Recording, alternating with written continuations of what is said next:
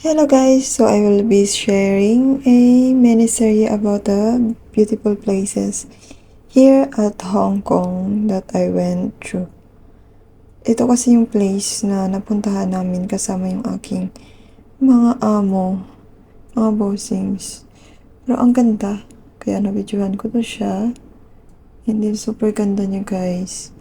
So ito yata yung napuntahan ko na na-amaze ako. So napakalinis at ang ganda. Tsaka kasi walang katao-tao. So, I really hate crowded places. So, ito siya at located ito sa New Territory. So, ito yung makikita doon. So, malapit siya sa Science Park.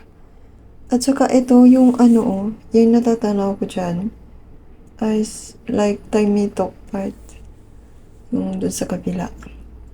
So, dito naman ay yung sa malapit sa Science Park ito.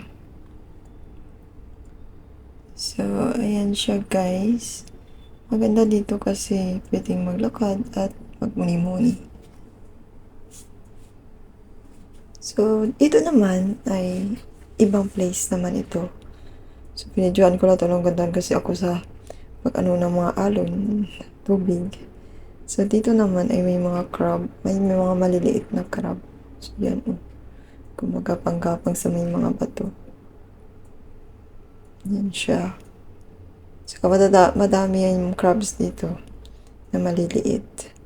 Saka maganda magmuni-muni dito kasi maganda yung hampas ng alon.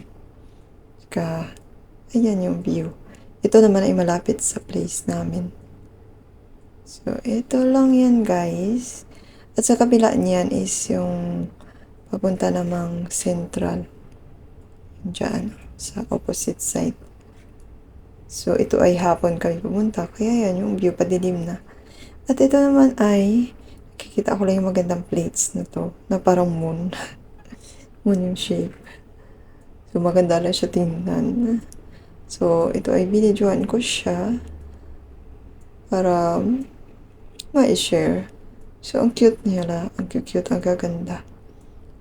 Nakaka-amaze lang tingnan.